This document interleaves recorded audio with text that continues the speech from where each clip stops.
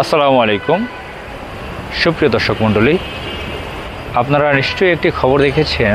রাজধানী ঢাকাতে পিঙ্ক কালারের ডাবল ডেকার বাস চালু করেছে নারীদের জন্য।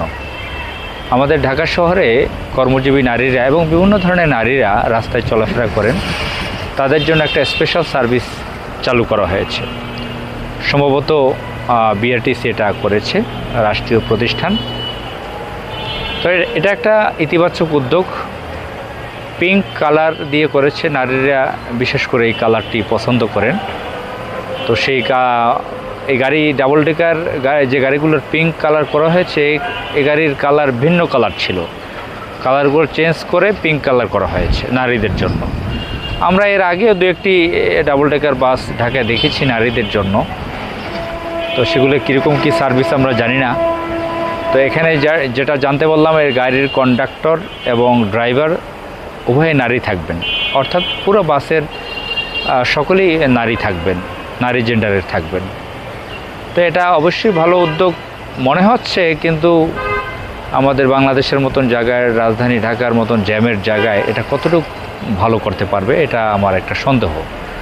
আমাদের মা বোনেরা, আমাদের নারী সন্তানরা যারা ঘর থেকে বাহিরে যান, তাদের জন্য অবশ্যই নিরাপদ যানবাহন প্রয়োজন। সকলের তো প্রাইভেট কার, জিপ গাড়ি নাই, তো বাসে চলাফেরা তারা করেন, তাদের জন্য নিরাপদ যানবাহনের অবশ্যই প্রয়োজন। রাষ্ট্র এই ব্যবস্থাটা করেছে। এখন দেখা যাক আমাদের পরিস্থিতি কি দাঁড়ায়। নারীরা কি, যারা ড্রাইভিং সিটে বসা থাকবেন, ড্রাইভার পদে, তারা কি ধৈর্য ধরে ঘন্টার পর ঘন্টা জ্যামে বসে থাকতে পারবেন?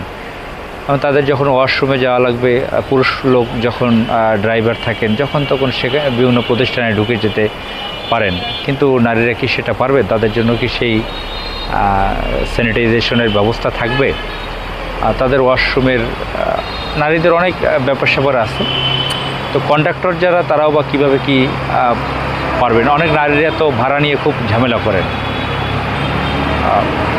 নারীরা যেটা হয়, প্রচুর ঝামেলা করেন, আমরা দেখি। তো এখানে নারী কন্ডাক্টর থাকলে তারা কি নারী কন্ডাক্টরের সাথে ঝামেলায়, বিবাদে জড়াবে? আমরা দেখি অনেক বাসে পুরুষ কন্ডাক্টরের গায়ে হাত তুলেও ছেলে যাত্রীরা, পুরুষ যাত্রীরা। এখানে নারীরা কি করবে? এবং এই গাড়ি কোন রুট দিয়ে যাবে? নারীদের জন্য তো অনেক লং রুটেও দরকার, সব জায়গায় কি পারবে?